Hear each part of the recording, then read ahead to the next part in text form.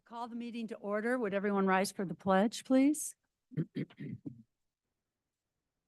I pledge allegiance to the flag of the United States of America and to the republic for which it stands, one nation, under God, indivisible, with liberty and justice for all. Roll call, please. Mayor Gibbons, Here. Councilmember Lizzo, Here. Councilmember McLean, Present. Councilmember Reinecker, Councilmember Schaefer, Present. Councilmember Zimmer, Here. Councilmember Jack is absent.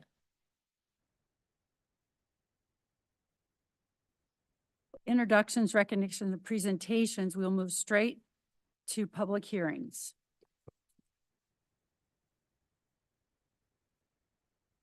At this time, the council will recess to conduct a public hearing regarding a request for a zoning text amendment to 1, add hours of operations to the special use specific standards for the personal and commercial services used in the B1 zoning district, and 2, to allow for the extension of hours of operation through approval of a special use permit in the use-specific standards for the personal and commercial services, restaurant and retail business uses in the B1 zoning district. Mr. Hessel, do you wish to enter any exhibits into the record? I would, Mayor. I'd offer as Exhibit 1, the affidavit of publication verifying notice of public hearing appeared in the St. Louis Countian. Exhibit 2 is the affidavit of publication verifying notice of public hearing appeared in the Webster Kirkwood Times. Exhibit 3 is a memorandum from Amy Lowry, Planner 2, the subject being the staff-initiated text amendment, personal and commercial service, restaurant and retail business use specific standards in B1 for hours of operation dated March 20, 2024. And Exhibit 4 is the report of the Planning and Zoning Commission dated March 21, 2024, which by a vote of 6-0, the commission recommended approval of the staff-initiated zoning text amendment 1 to add hours of operation to the use-specific standards for the personal and commercial use in the B1 zoning district, and 2, to allow for the extension of hours of operation through the approval of a special use permit and the use-specific standards for the personal and commercial service, restaurant, and retail uses in the B1 zoning district. Exhibit 5 is the Code of Ordinances of the City of Kirkwood. Thank you. Mr. Hawes, who will present this issue to the City Council? That would be Amy Lowry, I believe.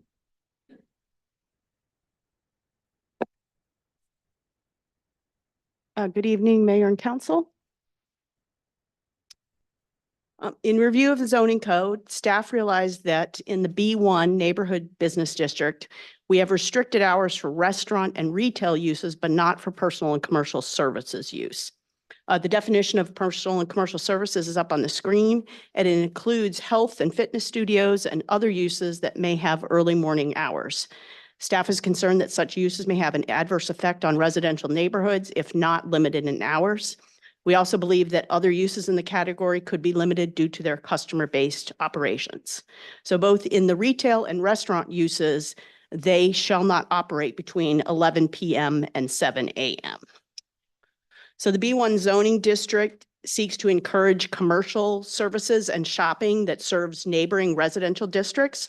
I've circled on the zoning map where the B1 zone properties are. For instance, this is West Woodbine, west of Geyer. Up here is Peak, the intersection of Peak and West Essex. So you can see that those uses are integrated into residential neighborhoods. And so this is the change that we wanted to make. Above in black is the existing use standards for personal and commercial services. And staff's original recommendation was just to limit the personal and commercial services hours to the same as that of restaurant and retail. But the Planning and Zoning Commission wanted a way to allow an applicant extended hours if the situation and the location warranted it. So in consultation with the city attorney and the Planning and Zoning Commission, we added language to permit an extension of the limited hours through the special use permit process. So that additional language is in red. Said hours of operation may be extended through approval of a special use permit. Since we were going to permit that extension of hours in personal and commercial services through this special use permit process, we also wanted to give an opportunity for restaurant retail uses to span their hours as well. So the proposal is to add the said hours of operation may be extended through approval of a special use permit to both the restaurant and to the retail uses in the B1 zoning district. And just to show you the principal permitted uses graph that is in the zoning code, you can see that personal and commercial services, restaurant and retail businesses right now have a PS next to them in the B1. That means they're permitted with standards. The change would make that a PS and an S, meaning there's a special use permit portion of that so that you could extend the hours beyond the 7 a.m. to 11 p.m. And when you look at the table, the use standards are those sections that I've shown you before, which is back here and here. Let me know if you have any questions about these proposed changes or any comments. Questions? If so, raise your hand. Yeah, I do. Okay, What- Mr. Ryan. What's the maximum a restaurant could stay open? Or anybody, including restaurants, if they got a In- special permit? Well, right now, restaurants outside of the B1 district, and maybe, let me see, restaurant on B2. Outside of the B1 district, there's no limit on the hours. Other than liquor, liquor license Correct. prohibits them from selling alcohol after 1 a.m. After one. They can stay open after that? We don't have any limitations on, to my knowledge, we've never had any limitations on the hours of restaurants. But I can't think of a one that's been open past 1 o'clock. I've closed some at 1 o'clock. That's a difference. But in the B1 district right now, they can't stay open past 11 Currently, currently. and this would allow them to go till 1 o'clock? No, they would have to come to get a special use permit to be open later, which means that the Planning and Zoning Commission would review that, make them a recommendation to City Council, and City Council would then be able to vote on that. And how late could they say, we want to be open till 3 in the morning? I mean, they can, but that's up to you as to whether that's, That's what I'm clarifying. To sell alcohol past 1 o'clock. I know that, but this is, they're listed dry cleaners. Understood? That's what this is for, right? You added it, that there were a bunch of, there's a bunch of uses in personal and commercial services, yes. The idea is that if they're, service come in and asked to be open 24 hours. correct, they could ask for that, So I'm clarifying. yes. Anyone else with questions? Councilmember Ledso. Well, so Amy, this is basically extending the hours of operation to the other personal and commercial services to be more consistent and then allowing an exception through the special use permit should a petitioner, for whatever reason, whatever business, can come and have a higher level of scrutiny for whatever idea they have in mind, whatever business. Can I interrupt you? That's mostly correct, except we're not extending the hours. We're actually limiting them in the B1 for personal and commercial services. They're not limited right now. So thank you for bringing this to our attention because, I mean, I don't know, to Al's point, how many, I guess we could have laundromats maybe that are open. Well, I don't know if the laundromat in Westwood Bine Center, if they close down at 11, maybe they do. But, just so that everybody is playing on the same level playing field, same rules, whatever. Correct.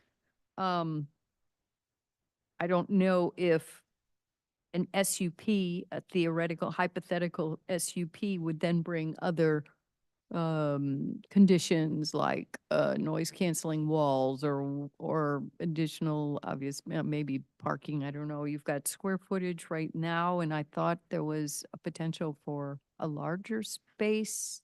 Or am I making that up? So each of the uses is limited in some regard, like in the B1 and the B2 for personal and commercial services, limited to 2,000 square feet. So if you had a, Planet Fitness, it can't go downtown unless it's less than 2,000 square feet. For a restaurant, it's limited to 5,000 square feet just in the B1 district.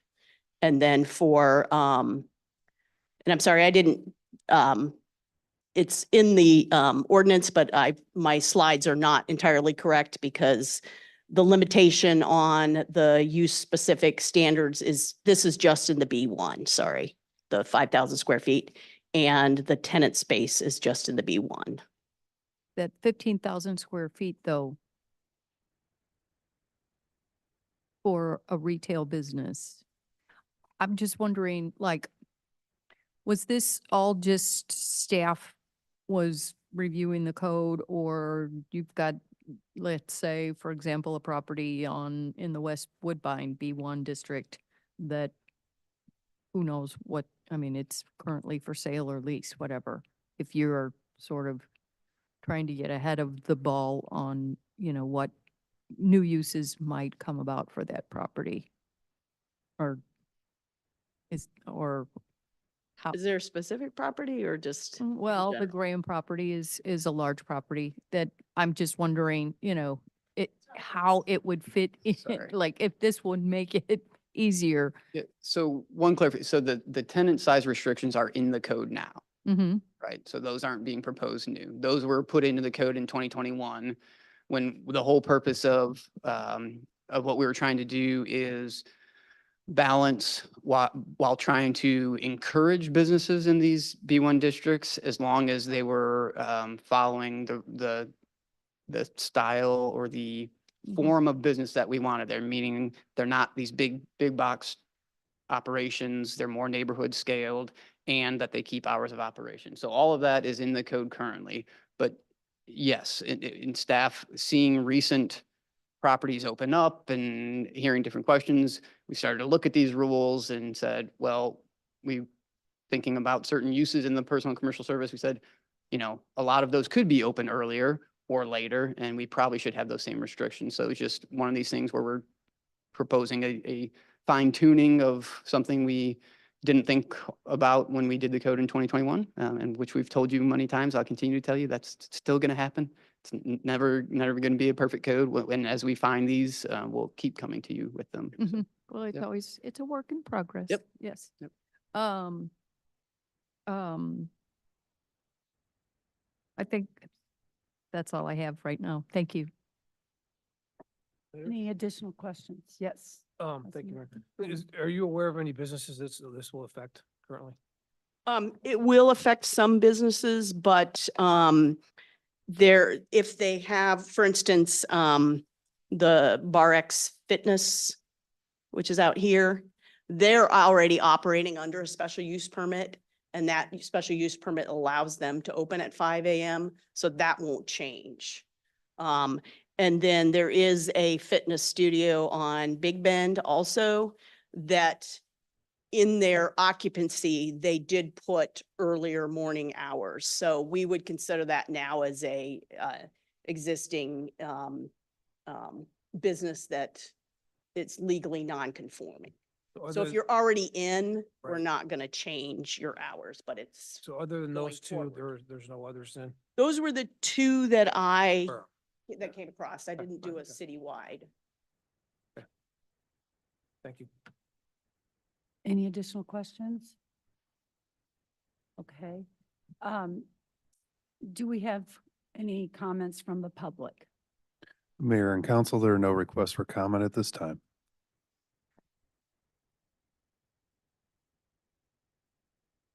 Anybody else have any questions? Hearing no further discussion, this public hearing is now closed. The bill will be on the May 16th council meeting agenda for first reading consideration. I apologize. I put the wrong date. June 6th. Hi, my bad. sidekick I'm sorry, gave Mayor. me wrong information. June 6th. When I read it, I thought, wait, aren't we there? Okay. Okay, so June That- 6th. We are here. All right. Let's see, moving on.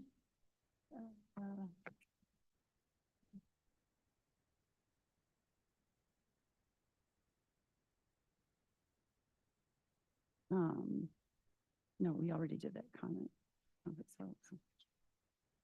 Oh, sorry. Okay, we're moving into the general public comment section. We'll now move into the public comments portion of the meeting. I believe there are a few comments. Is that right, David? Oh, yes. Okay. The public comments portion of the meeting is an opportunity for the city council to listen to comments from citizens. It is not a question and answer session, and the city council will not respond to comments or answer questions during this period. The mayor may refer any matter brought up to the city council to the chief administrative officer or city clerk if action is needed. Mayor and council, there are a few comments this evening. The first one is from John Burns.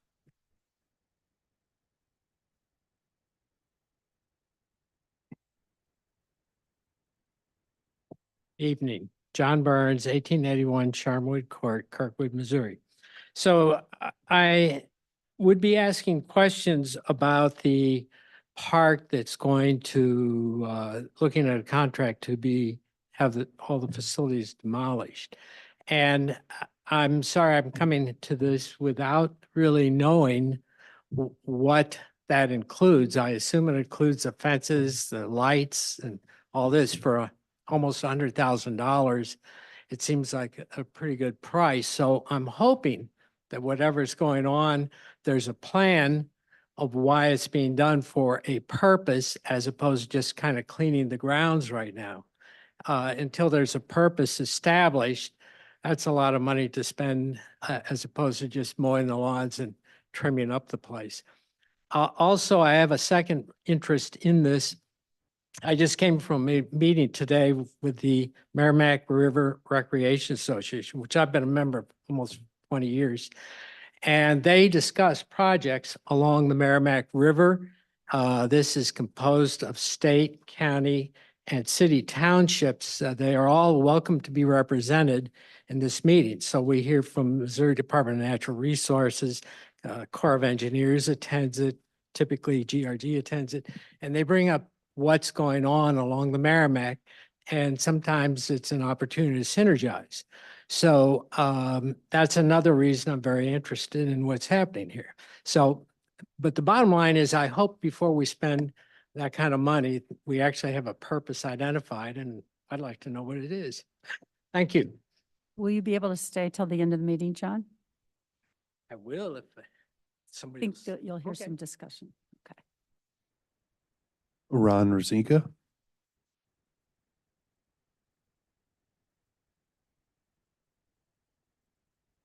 Ron Merzika, 2 Garden Lane. I live on North Kirkwood Road, just a little south of Wilson. This previous meeting has really helped me with what I'm about to say, okay? I don't know if you ever watched the series Ted Lasso, but one thing I walked away with an attitude was be curious, not judgmental. A couple weeks ago, taking a right turn on Manchester Road, from Manchester to Kirkwood Road. Dump truck, back gate opened up. Big chunks of concrete fell on the street. Luckily, nobody was hurt or anything like that. We had 2 policemen there for probably at least a half hour, if not more. Went home and I thought, I'm curious, why is a load of broken concrete coming through Kirkwood?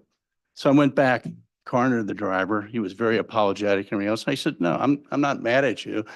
Accidents happen and everything else, but I'm just curious. Why are you coming through Kirkwood Road with that load? Where are you going with that? And he goes, I'm going down to 21 to a dump. I said, well, why didn't you just go up Manchester Road? He said, well, it's faster to go down through Kirkwood. Plus, my truck is licensed for 66,000, but the highway, I'm only allowed to have 55,000. Now, I haven't checked that out, but there is ratings on the highway and everything else. And I think that this is a perfect example. We have to change our mindset. We have to stop letting these people come through our neighborhood. And I think that's a problem. Of course, we're having all these cars because we allow them to come in. I lived in Glendale for 17 and a half years. Sappington Road and Glendale, there are no trucks allowed unless it's a local delivery. They also have a parking. You can't park on the street after 2 o'clock. Which is a good thing for the police. If they're driving down the street and they see a car that's in the street, either they get a ticket or they find out that those people don't belong in the area. So I think that that's something that we really have to change, and it has to do with safety, okay? But Going down Kirkwood Road, I've learned from my wife, who is from Kirkwood, if you're going downtown, you go down Taylor or Clay, okay? But from Manchester Road to Essex on North Kirkwood Road, there are no stop signs, no electric lights, nothing. And I don't know if you know this, but there's 11 driveways on the east side of Kirkwood Road. There are 16 driveways on the west side of Kirkwood Road.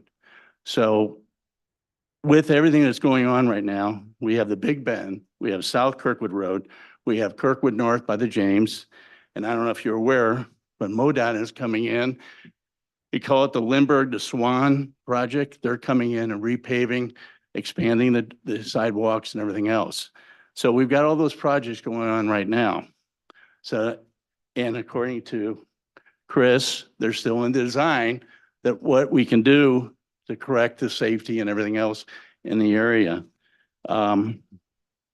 You guys probably have heard this before, but road diet with the lanes and 25 miles an hour. Those three things are the ones we need, okay? Argument's been, well, with the trucks, they need wider lanes. Well, I'm an ex-truck driver, okay? Those lanes are a lot smaller than they are nowadays. So I think that's not really a good example. And guess what? I worked for some trunking companies and everything else. They couldn't go into certain areas because they didn't allow the big trucks. So I think that there are examples of road diet. Lockwood going through Glendale, Webster, Kirkham Road. I don't know if you've been down there lately. St. Louis City has speed bumps. I mean, Longview is another perfect example of what Kirkwood's doing. Bodley, the speed bump through there. I've been reading this one retired civil engineer, Charles Moran. I don't know if I'm pronouncing his last name right. A street is about building a place, which is Kirkwood, okay? Focus should be on the place, not getting through the place, okay? Road is about moving vehicles, moving traffic quickly, highways, okay? The difference is the emphasis. So what do we want to emphasize? Do we want to emphasize people getting through our town or staying in our town? I mean, traffic engineer professions improve safety and flow of traffic by wider lanes, add shoulders, buffers, remove trees and obstacles. Slow traffic needs to be tightened things up. This is all coming from this civil engineer. Narrow streets, eliminate buffers, add trees. Drivers respond by driving slowly. I don't know if you've ever been on the highway or anywhere, is the first car is one who sets the speed. So, and how do we control the cars? Is because we put the stops in place. He also just said that engineers are very important. They control the water, where the water drains should be, proper pavement, a good foundation, things like that. We need them. But it says when it comes to setting priorities for speed versus safety and other values, the general public and you are the ones that have control of that. So Big Bend, perfect example. From 270 to Berry Road, it's 4 lanes. Going into Webster, it's 2. Going from 270 west, 2 lanes. Marshall Road, 2 lanes. So Lindbergh, I drove from the very south part of Lindbergh to where it ends north. That section, Manchester to Essex, it has the most residential area in that whole strip of Lindbergh. I grew up on Lindbergh when I was a kid. It used to be known as Bloody Lindbergh. That's why they put the median down the middle. And I don't know if you know this, but that median was actually an experiment in which eventually moved to the highways. Because my parents didn't allow us to make left turns out or in our neighborhood. So I just think we're at a point where we can control these things. Went to South County. I think it's Ringer Road and Porter. They're going to put a roundabout in, or want to put a roundabout, St. Louis County. The Fed is doing 70% they're doing 30%. The only reason they're doing a roundabout is because people are running the stop sign.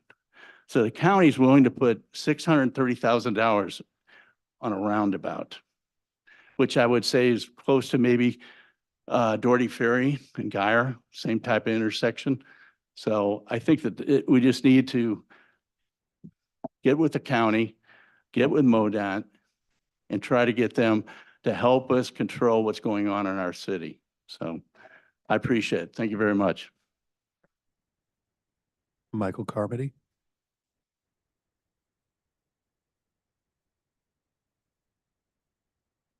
Good evening. I'm faster than him. My name is Michael Carmody, 352 Wingrove Road. First of all, respectfully to everybody here who is up here, I wholeheartedly respect all the council members, of course, the mayor and our counselor, along with staff. Having said that, I just want to break a couple of quick points. First point is what we were talking about with the potential, or what was being discussed with the potential TDD. I'd ask that you folks talk with the counselor and find out what options are out there to take the TDD from 0.5% to 1% without changing anything as it stands today. Number two, on safety on the TDD, there are a lot of ways you can approach safety. A fiscally smart way would be take the TDD money and use some of it for safe routes to school, where you can get 80-20 funding. The staff is good enough. They've already got the initial safe routes to school planning. And if they take a look at what needs to be done with the roads and then figure out what's within a half a mile of a school, a firehouse, a library, et cetera, any public entity would fit into safe routes to school. So you could really add up a lot of money on that $3 million a year if you use some of that towards a well-planned safe routes to school. The last point I'd like to make is when we're talking about the crash reductions, the key is, and it makes most fiscal sense, is to use the crash reduction factor, which leads you into various things. You can look and see, as an example, on the South Kirkwood Road project, there's been $80 million in crashes. The question is, how do we take that 80 million in crashes, which we all pay a small portion of, and reduce that? And there are ways to reduce those crashes for not a lot of money. Actually, probably for no more money that's other than what's already been budgeted. Thanks, everybody, for listening. I appreciate it. Mayor and council, there are no additional requests for comment at this time. Thank you.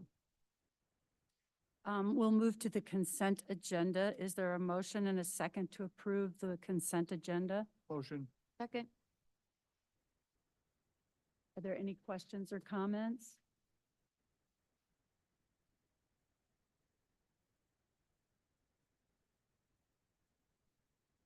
All in favor, say aye. Aye. Aye. Opposed? Okay. All right, so that's passed. So the consent agenda passes. So we have no unfinished business. We will move into new business. Mayor and council, well, no, wait. Go ahead. Actually call the Mr. Hawes. bill. That's all right. Call the bill. Bill Got ahead of myself. 11033. Russ Hawes will read the. Thank you. I appreciate it. Mayor and council, this is an ordinance granting a special use permit for an accessory dwelling unit for the property addressed as 740 North Taylor Avenue, subject to certain conditions. Okay. Do I have a motion and a second to accept the bill for first reading? Motion. Second. All right. Are there, okay, are there any questions or comments on the bill?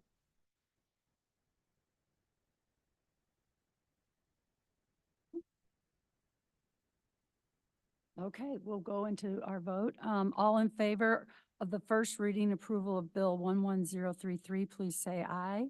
Aye. Aye. Opposed, say nay. Okay. Bill 11033 is passed first reading approval. Mr. Hawes, Bill 11034. Mayor and Council, this is an ordinance appropriating $2,085.79 from the Equitable Sharing Fund balance to the Police Department rolling stock account for the purchase of emergency vehicle equipment for the Police Department's utility terrain vehicle. Do I have a motion and second to accept Bill 11034 for Motion. first reading? Second. Okay. Are there any questions? Council? Okay, seeing none. All in favor of first reading approval of Bill 11034, please say aye. Aye. All opposed, say nay. All right, Bill 11034 has passed first reading approval. Bill 11035. Mayor and Council, this is an ordinance amending Chapter 4 Animals and Fowls, Section 49 of the Municipal Code of Ordinances to provide exceptions for reasonable accommodations for persons with disabilities. Okay, are there any questions or comments on this bill? Need Oh, you a have to motion read. and a Oh, second. sorry, motion and second on Motion. Bill 11035, okay? Are there any questions or comments? Okay, seeing none, all in favor of first reading approval of Bill 11035, please say aye. Aye. Aye. Opposed, say nay. Okay, Bill 11035 is passed first reading approval. Resolution 82, 2024. Mayor and Council, this is a resolution accepting the proposal of CLC Engineering in the amount not to exceed of $124,606.90 for civil engineering design services for the St. Louis Community College substation and authorizing and directing the mayor to enter into a contract. Do I have a motion and second to accept a resolution 82, 2024 as read? So moved. Second. Okay. Are there any questions or comments on the resolution? Councilmember Letso. Thank you, Mayor.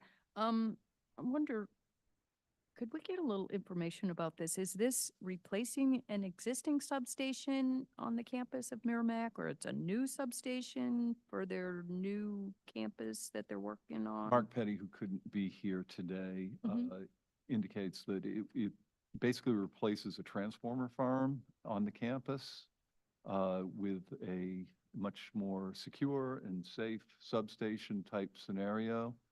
And that's the purpose. Okay.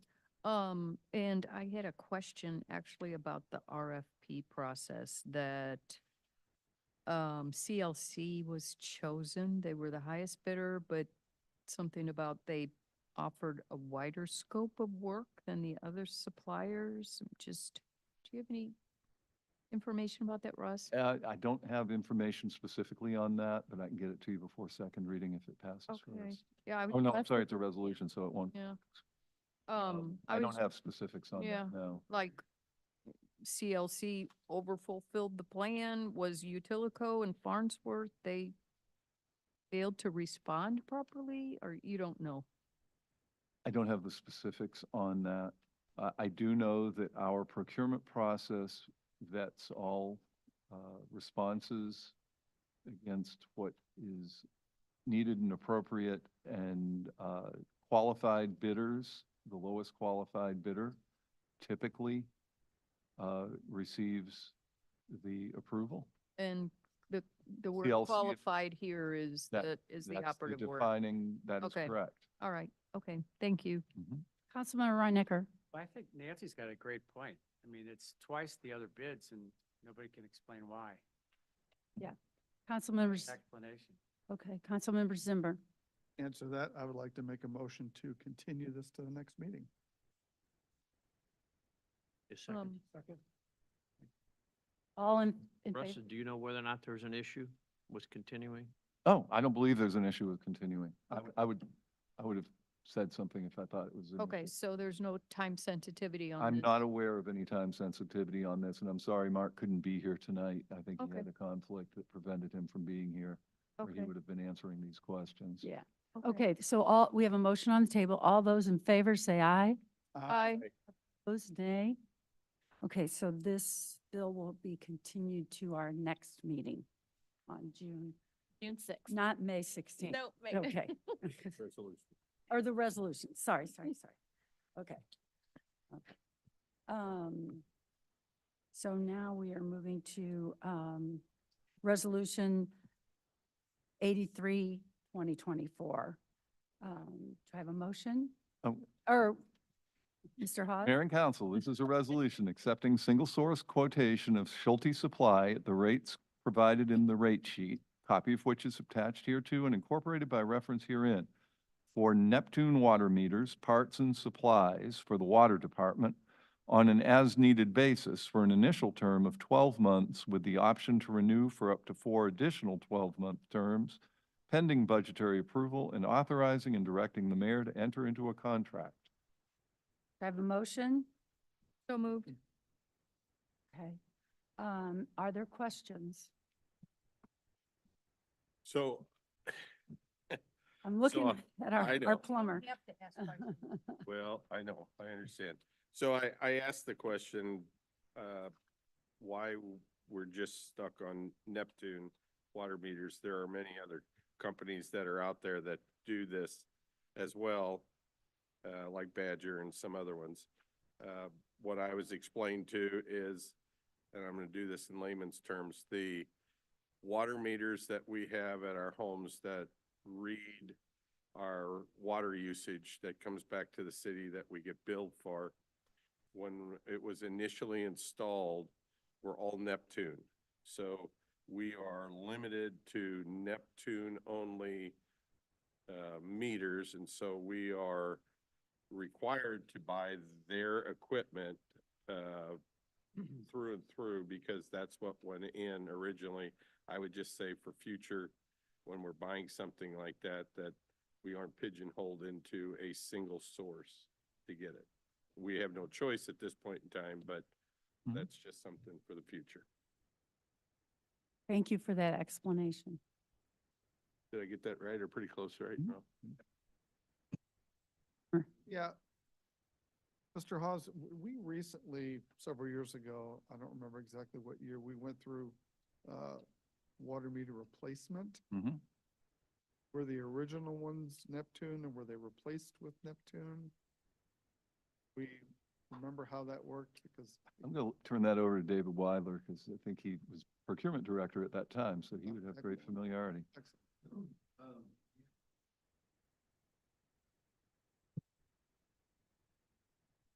Yeah, press my button. We actually had a couple of different brands at that point in time. But when we segued, we actually reviewed through over half a dozen different brand systems. When it was evaluated, these all speak to each other. The previous ones were mechanical basis. So these are all on a proprietary mesh system. They all have different types of systems and how they communicate with one another. So we evaluated all the different ones at that time, and that's when the decision was determined to go with Neptune for our water meters. That helps clarify. Back in the day, they were all manually read. And so you had a plethora of all different types of meters that were out there that were being read by the city. So when we went to the electronic readings so that they picked Neptune out of the bunch. So I wasn't involved with that, but that was one of the companies that are out there that do this. So. And I think that was one of the reasons why, we wanted to look at our water loss. And one of the reasons that one of the solutions identified was going through and replacing Betcha. all of these meters. And Mhm. I think I'd asked about it maybe a year or two ago on, the amount that it's saved, and it's made quite a difference. Yes. So, yeah. Yep. Thank you. Okay. Yes, Mr. Hawes, since Paul brought this up, our hands are tied, it's kind of irrelevant, but do we looked at the pricing that Neptune has given us versus other models, and is it reasonable, or do they know they have us, and so they can, It certainly was reasonable when we bid it. However, we are now locked into their proprietary software and their proprietary aspects in the mesh system. So, yeah, I mean, their pricing, we are sole source, they're our sole source provider, Schulte Equipment for Neptune, so Right, that's, but if we we were- gotta if- pay what they, the question though, I guess what I'm trying to find out, I'm looking at a quotation that has a dozen or so, a couple dozen different, looks like meters. Mhm. And so are these meter prices comparable to what other companies would charge us if we're able to switch, or are these inflated because they know they have us and we can't do anything about it? Well, we entered into a contract which locks in the rates, does it not? It locks in the rates, so, I didn't- we agreed to it. So we agree, we've already agreed to these rates from April 1, 24 through 3/31/25. I believe that's correct, through the contract.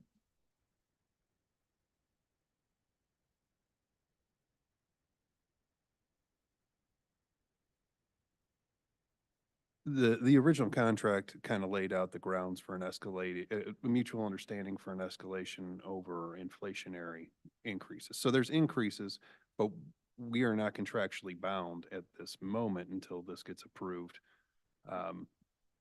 Because it has to be approved by council and it's On a yearly annual based basis. terms.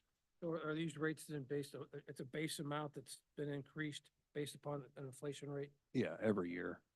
It still falls in line with what they've done in previous years. So there's not been any escalation that's been out of line with, the Okay, market. Okay. Thank you. Add to that for you, Mark. Schulte's been around a long time. They're a pretty honorable company. But they are a Neptune dealer. I did ask whether we would source out Neptune meters at other places around the country. They have that ability that you can do that, but then you got to get them all tied together and they're working together.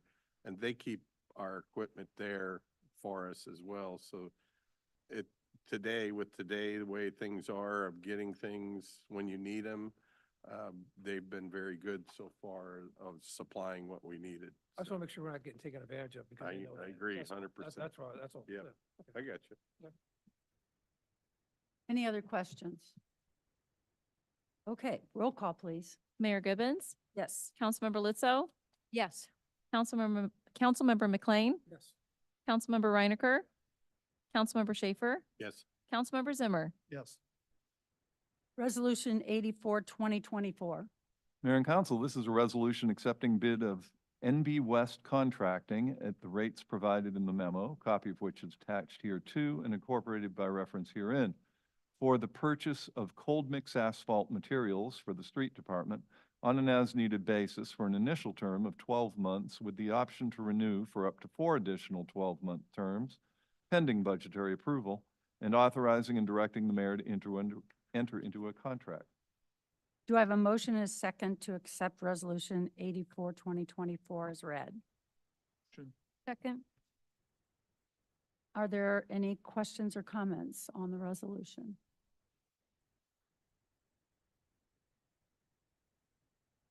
All right, roll call, please. Mayor Gibbons, Yes. Councilmember Lizzo, Yes. Councilmember McLean, Yes. Councilmember Reinecker, Councilmember Schaefer, Yes. Councilmember Zimmer. Yes. Okay. Resolution 85, 2024. Mayor and Council, this is a resolution accepting the bid of Byrne and Jones Construction at the rates provided in the memo, copy of which is attached here too and incorporated by reference herein for the purchase of hot mix asphalt concrete for the street department on an as-needed basis for an initial term of 12 months with the option to renew for up to 4 additional 12-month terms, pending budgetary approval, and authorizing and directing the mayor to enter into a contract. Do I have a motion and second to accept Resolution 85, 2024 as read? Motion. Second. Motion and second. Are there any questions or comments on this I have a resolution? question. When, on that transformer for the electric department, we saw different bidders. We're not seeing any other bidders here. I'm just wondering why. My understanding is there are very few providers locally for this type of hot mix asphaltic concrete. I believe that there are two. If that is correct. Chris, is that right? I think there are two, and we've got both of them. And it's imperative that we have locally sourced because we basically will bring our trucks there to pick up the asphaltic concrete, and we don't want to drive long distances to far-flung reaches to get some savings on I on a just wonder why commodity the rate. information's not available. That's Oh, okay. why the other bid isn't shown. Um, I mean, it's shown on the electric department, but not shown here. So we only got one bid, is that what you're We saying? got one bid. Oh, okay. Oh, okay. Yes. So in a Mr. bigger McLean. picture then, if we redo all these, start to redoing roads, if the PED is passed, Mhm. we only, for asphalt, we only have a limited two sources. I don't think that's entirely true. This is a Chris is shaking his specific head. type of mix. And Chris, you want to come up and talk about? So I'm shaking his head. This is only to secure the materials for our street department to use. So this isn't contractors that we utilize for street projects. Okay, all right. Thank you. Okay. Any other comments or questions? Roll call, please. Mayor Gibbons, Yes. Councilmember Lizzo, Yes. Councilmember McLean, Yes. Councilmember Reinecker, Councilmember Schaefer, Yes. Councilmember Zimmer. Yes. Okay. Resolution 86, 2024. Mayor and Council, this is a resolution accepting the bid of JL Contracting LLC in the amount not to exceed of $927,505.60, which includes contingency of $99,375.60 for water main replacement on Big Bend between Fillmore and Kirkwood Road, and authorizing and directing the mayor to enter into a contract. Do I have a motion and a second to accept Resolution 86, 2024 as read? So moved. Second. Thank you. Are there comments or questions on the resolution?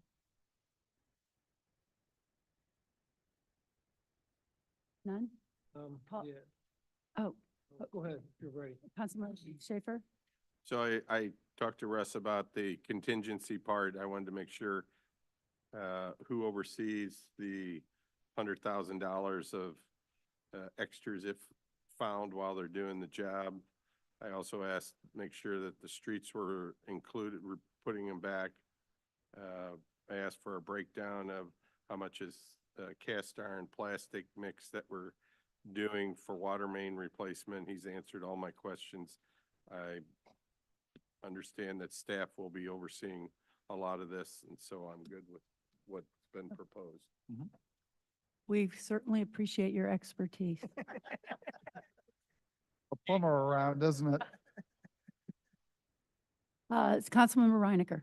Well, on the second page, it says cost 927,000. And then it says, yeah, if yes, budgeted amount 2,718,000. What's the explanation for those two numbers? That is the total budgeted amount for all of the water main replacement projects in the city. 3 of them. Multiple, yes. This is only one project. So it's within that budget. We show the full budget and how this affects that full budget. This is just one that we're doing at Fillmore and Kirkwood Road, right? Correct. Why are we even listing the other? I don't know. Why It's why just list showing, the other two then? it's showing. Because it shows that it's within budget. It's so council can be aware of what the total budgeted cost was overall for these types of improvements. And as other ones come forth, you can know that 927,000 plus 99,000 is out of that amount. Do we going have, forward. are we going to spend the other, or is it already committed to spend it? We don't have contracts on that yet, do we? Yeah. Okay, all right. Okay, yes, All right. Councilmember McLean. Councilman Schaefer's in favor, it's gotta be good. But we talked about streets earlier. Is there any federal money when we start to do water mains? There's marginal money available through federal, that the city of Kirkwood often does not qualify for because of our affluence. We apply and we get graded very low on water main type. There's also a revolving fund that the state has that is a loan option, but you have to pay interest on it in order to get the money. Thank you. Any other questions, comments? Roll call, please. Mayor Gibbons, Yes. Councilmember Lizzo, Yes. Councilmember McLean, Yes. Councilmember Reinecker, Councilmember Schaefer, Yes. Councilmember Zimmer. Yes. Resolution 87, 2024. Mayor and Council, this is a resolution accepting the proposal of Tubbs and Son Construction, in the amount not to exceed of $98,423.95, which includes a contingency of $8,947.63 for the demolition and site clearance of the Kirkwood Athletic Association fields and authorizing and directing the mayor to enter into a contract. Do I have a motion and a second to accept Resolution 87, 2024 as read? So moved. Second. Thank you. Are there questions or comments? I have just a quick comment. One of my partners is working on something for Webster Groves baseball field. I don't know if they've contacted you, but they have an interest in those lights, maybe. So I just, Good to know. yeah, I just not thought, and that's all I'll bring that up, that's all. The lights were staying. Mr. Haas, could you explain this project for us and for the folks that are here? Gladly. Basically, the city was approached by the Kirkwood Athletic Association quite a while back, about 2022 or so, summer of 2022, as a matter of fact, seeking really financial assistance to help their organization and operations. The city was unable to do that. Subsequently, the KAA leadership attempted to sell the property and eventually came to us and said that they were unable to sell the property and they were willing to transfer the deed to the city.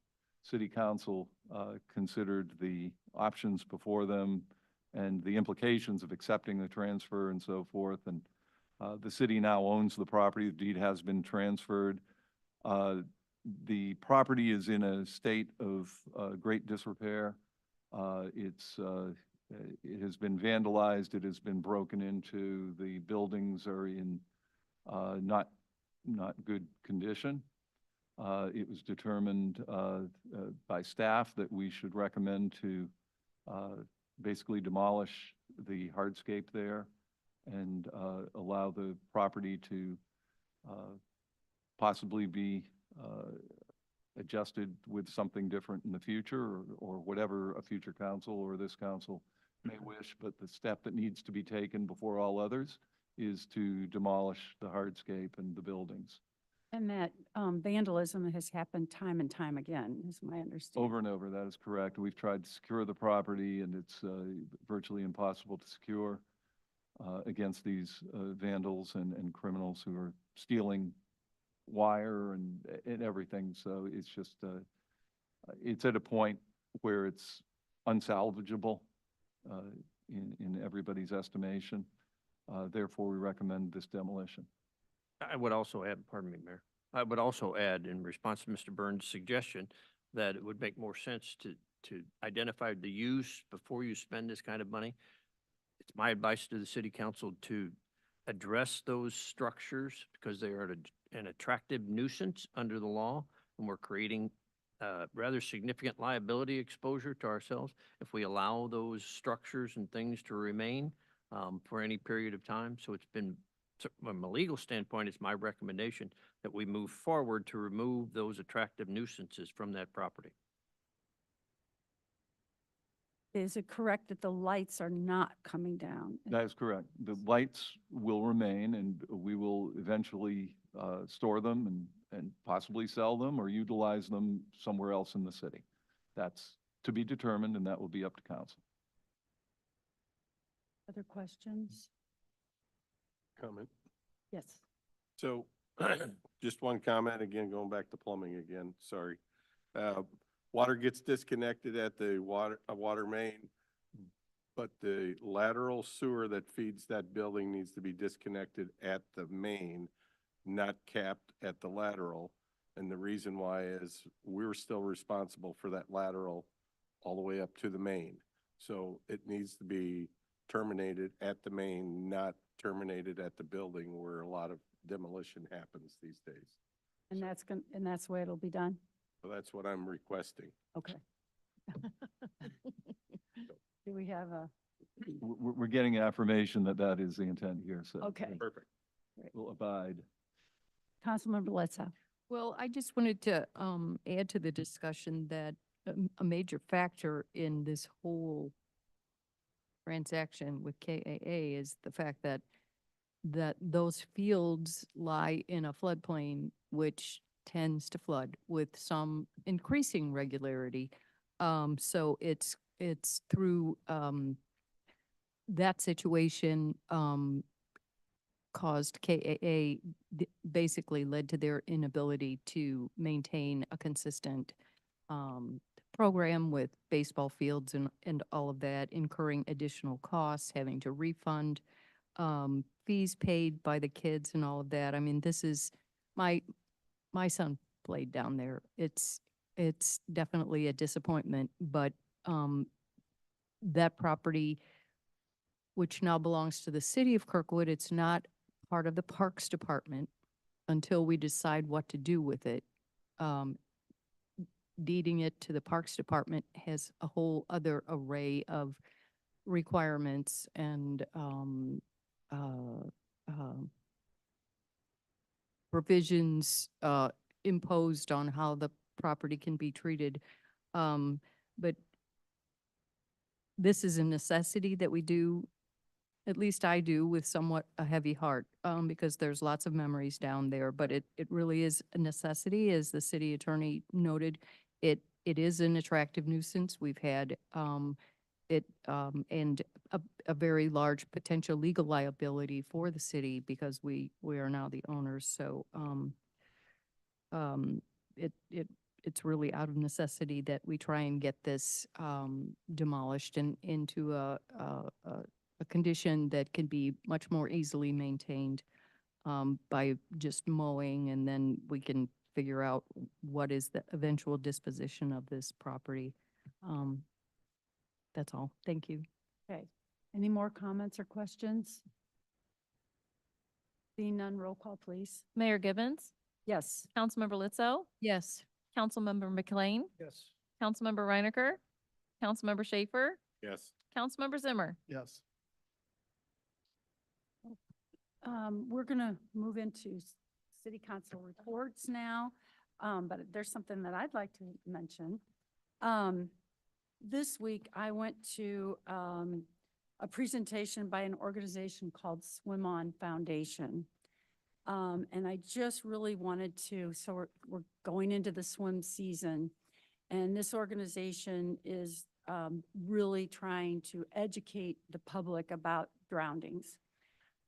Drownings are the leading cause of death in 1 to 4-year-olds.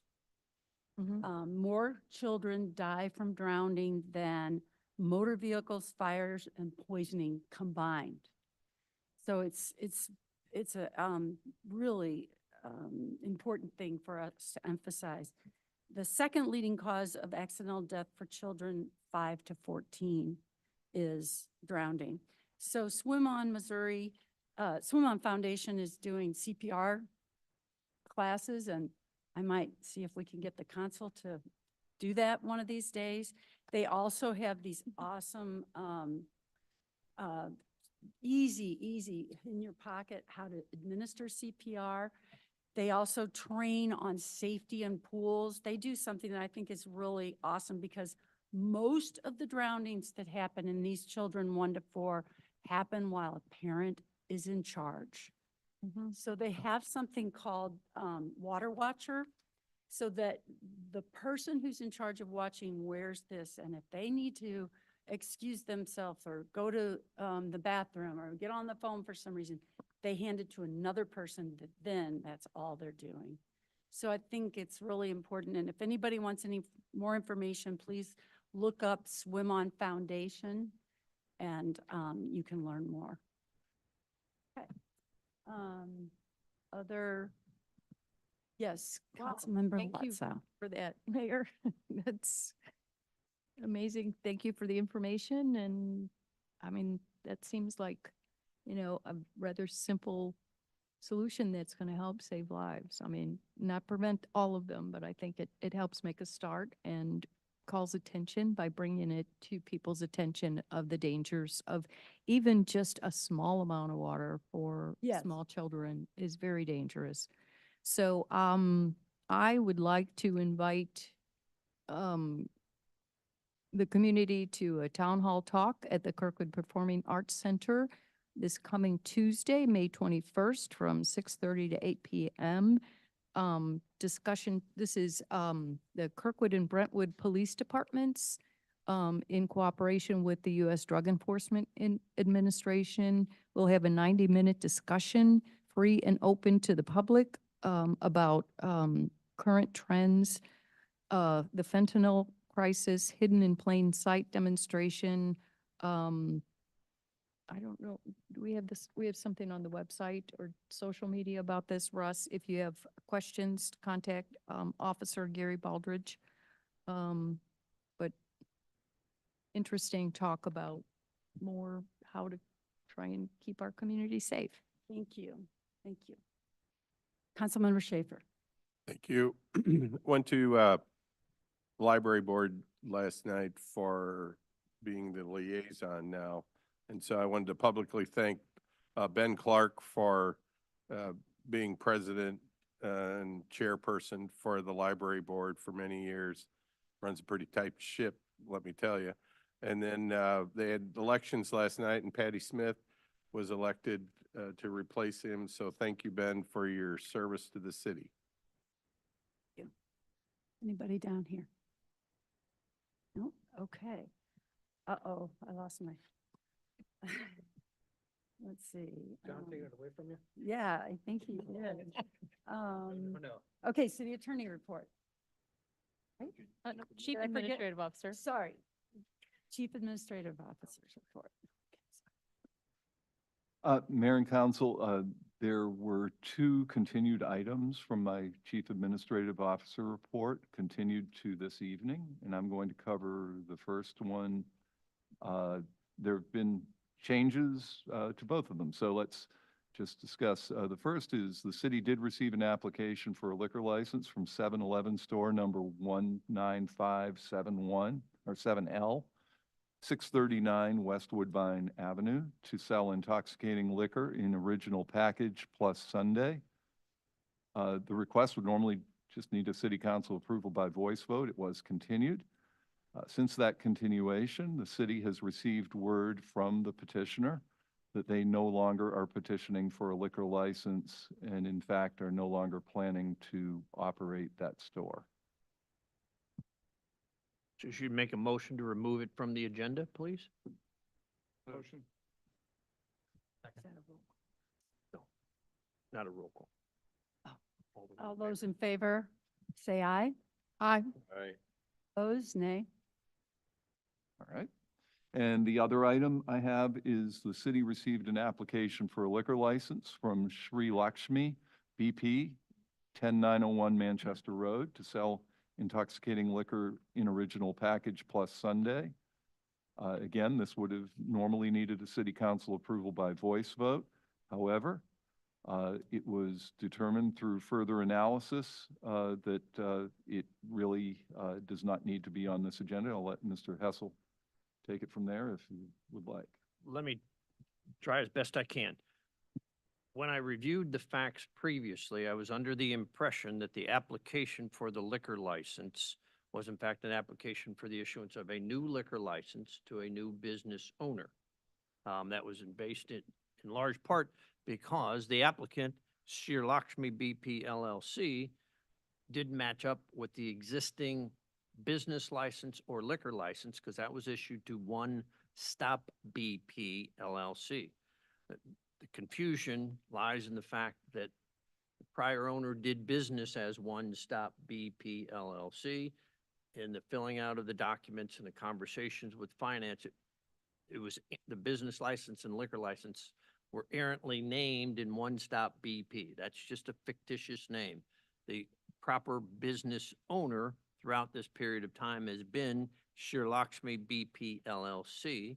And we met with the applicant. He was kind enough to allow me to call him Nick. Thank you, Nick. We had a good conversation, and he made it abundantly clear that he is actually taking over the ownership of the LLC. So he is now the sole member of the LLC. So this matter should have never been brought to the city council, because it is merely the naming of a new managing officer under the existing business owner, the LLC. So I just wanted to make sure that everybody understood that it should have never been brought to the city council had we fully understood and appreciated all the facts. Again, Nick was very helpful. And we met with Nick, and I think Nick presented certainly to me and Russ that he wants to start fresh.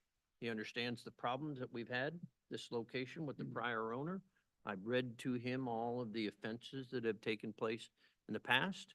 He knows that we're not punishing him for acts that occurred before his ownership, and he wants to express to the city council, and stop me if I'm overstating anything, that he wants a fresh start, wants to be a good corporate citizen and conduct business properly. Is that fair, Nick? Yeah, it's fair.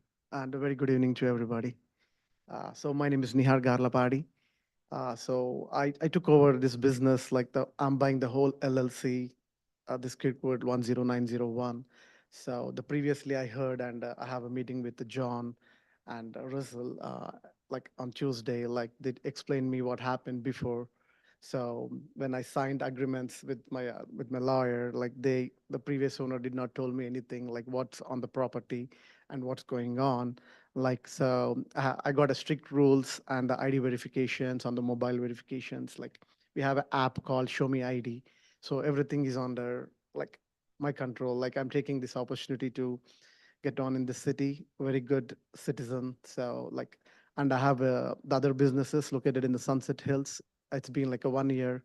So I'm running very good, and I hope I will run this very good, and give me this opportunity for every council members and the mayor. And also one more, my concern is my parents live out of country.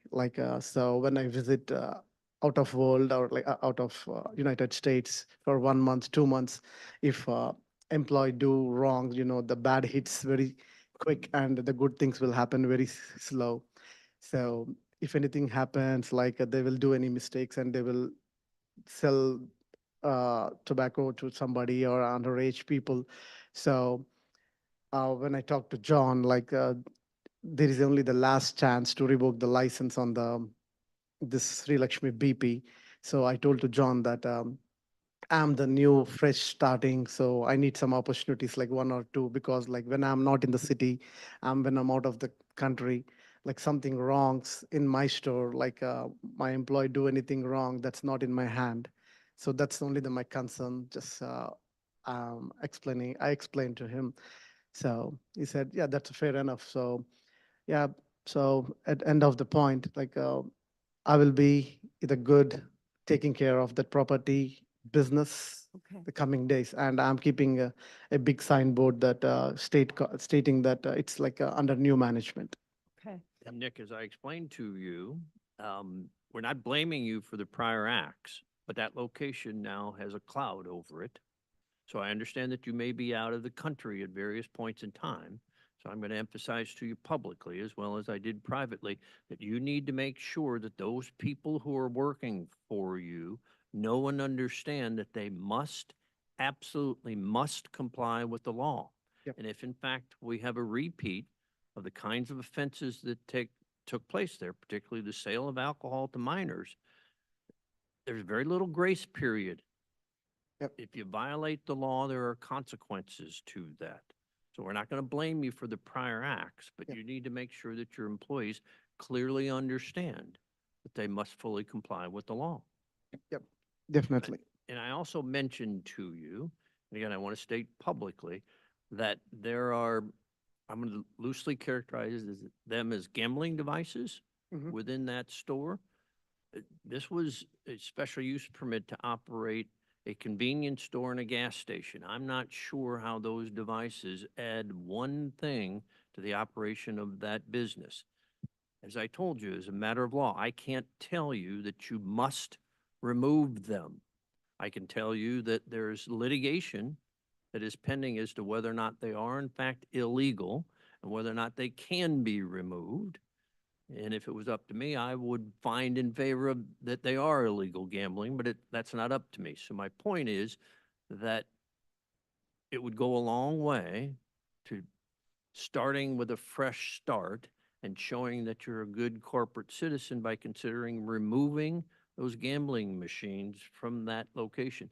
They don't exist anywhere else in Kirkwood, and candidly, we don't want them. Yeah, that's right. Like when I took over the leasing, I don't know anything about the gaming machines. So previously I heard a lot of the businesses here don't have any gaming machines, but I will taking care of that. Definitely. Thank you. I just wanted to mention to you, and we'll see if anybody else has comments, but the neighborhood behind there has not been happy with BP. The children in that neighborhood used to come and get their penny candy, and it was a pride of the neighborhood. But under the previous owner, it was not at all. So I'm hoping that you'll be able to get the confidence of the neighborhood. Yeah, as well. definitely, ma'am. Like when I'm working these days, like people are happy and I change a lot of things in the store as well. So definitely I will be there. Well, I'll be coming in to check it out. Yeah, So. definitely. Me too. You're always welcome. Field trip, yeah. Patronize your business. Did anybody else want to mention anything? Okay. Thank you very much. Thank you very much. Hi, Nick. Thank you for appearing. I appreciate you coming tonight and answering questions and explaining how you plan to move forward with your new enterprise in Kirkwood. I emailed the city attorney earlier today because I have concern and I don't know what's going on, but just as a heads up, the state of Missouri is considering illegalizing the sale of Delta 8 CBD products, which are very similar in psychoactive properties to THC, which is legal, but it's very controlled. So right now, it's kind of whatever goes. I'm not sure if minors are allowed to purchase these products, but I would caution that you might want to think twice about whether those kinds of products are for sale in your establishment, especially to minors. They are very serious, like I said, psychoactive products that really should not be in the hands of kids. So Definitely, I'm taking care of that. There is a lot of products came in, like we never know what's going on. But yeah, definitely, I will be the good management. thank you. Like I Thank you promised. very much. Thank you, Nick. Appreciate it Coming very in. much. Now we need a motion to remove that item from the agenda as well. So moved. Motion. All in favor, say aye. Aye. Opposed, no, or nay?